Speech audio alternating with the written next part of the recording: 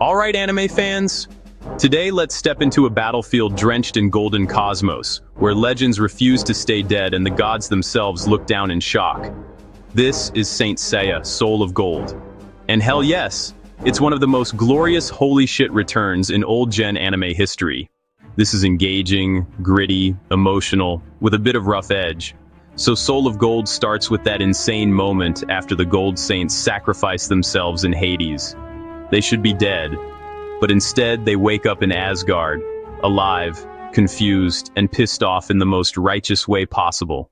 There they find out that a new threat is rising, Andreas Lys, the new puppet king of Asgard, who's using the life of goddess Yggdrasil to suck power from the land and turn warriors into monsters.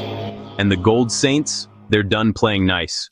Each saint starts discovering why they came back, not for glory, not for themselves, but because destiny needed the strongest motherfuckers in Athena's army to stand up once more.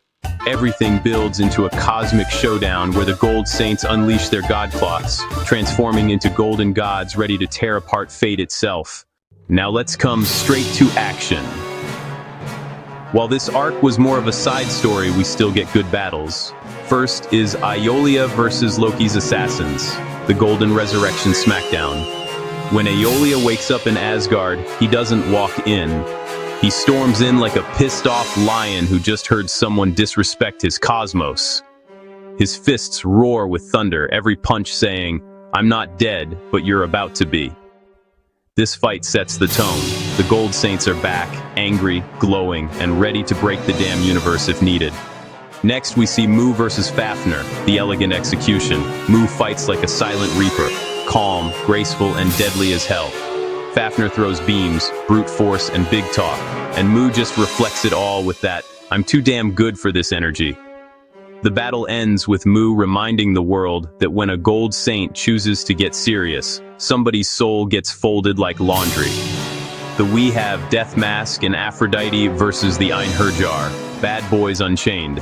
These two return not as villains, but as absolute madmen reborn with style.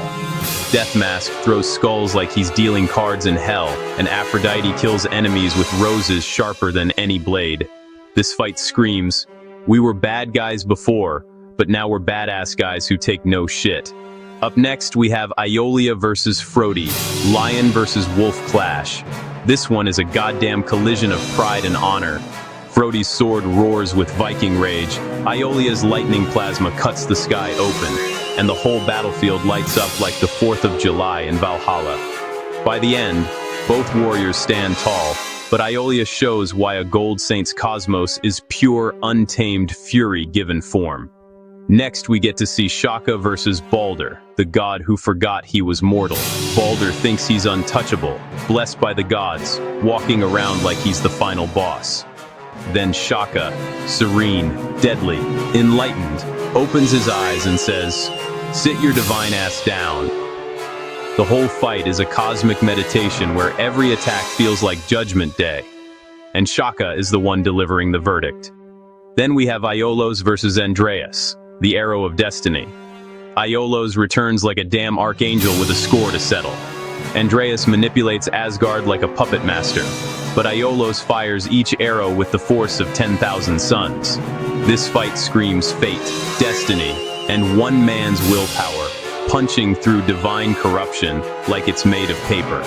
Then we get Gold Saints versus Loki, the final showdown of the gods. This is where the cosmos goes nuclear. Loki descends like a smug bastard god ready to rewrite the world. And the Gold Saints rise together in their god cloths, looking like golden warlords forged in the heart of a star.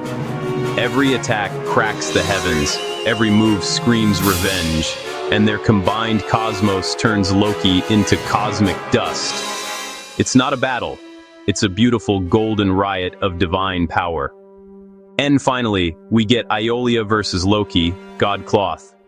The lion bears its fangs at a god.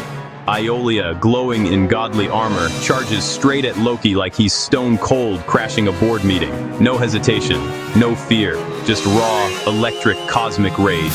His final strike feels like Zeus himself threw a punch, and Loki learns that even a god gets humbled when a pissed-off gold saint unleashes everything. Soul of Gold doesn't do fights. It does legendary throwdowns soaked in pride, honor, and golden fury. Every battle feels like a heavyweight showdown where saints fight with their hearts blazing and their cosmos screaming, "I ain't done yet." Now coming to the themes, this series is about resurrection and redemption. The idea of the Gold Saints coming back from death is not just a cool twist, it's a full-blown spiritual resurrection. Every saint faces their past sins, regrets, and unfinished business, turning this into a story about second chances earned through fire. It's about brotherhood that outshines death. Soul of Gold thrives on the bond of warriors who trust each other unconditionally. Their unity feels legendary, like a cosmic fist raised against the universe saying, "We stand together, or we burn together." It's about power beyond limits. The Godcloth transformation isn't just a shiny upgrade, it's the core message that even after death, even at your lowest, you can evolve. It shows that true power comes when your cause is bigger than your own life. Now, coming to animation and music, the fights explode with gold light crackling cosmos energy and beautifully drawn cloths that look like divine armor. Every battle has that larger-than-life Saint Seiya flair, dramatic, violent, mythic. And the music? The soundtrack hits with choir chants, heroic drums, and emotional orchestral swells that, honestly, just scream, legends have returned. Themes like Aeolia's Awakening or the Godcloth moments will make your heart beat like a war drum. So why it's worth watching? Well, because, Soul of Gold is a love letter to old-school anime. Big emotions, bigger battles, and god-tier heroism.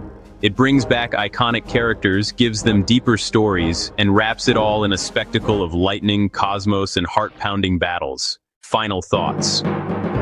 This anime doesn't just entertain, it resurrects the spirit of raw, badass heroism that modern anime sometimes forgets. If you grew up with Saint Seiya, it hits like thunder. And if you're new, it introduces you to what real legendary anime looks like. That's it for today. Share your thoughts in the comments. Subscribe for more anime content. And I'll catch you in the next one, my golden saints. Fight for Athena.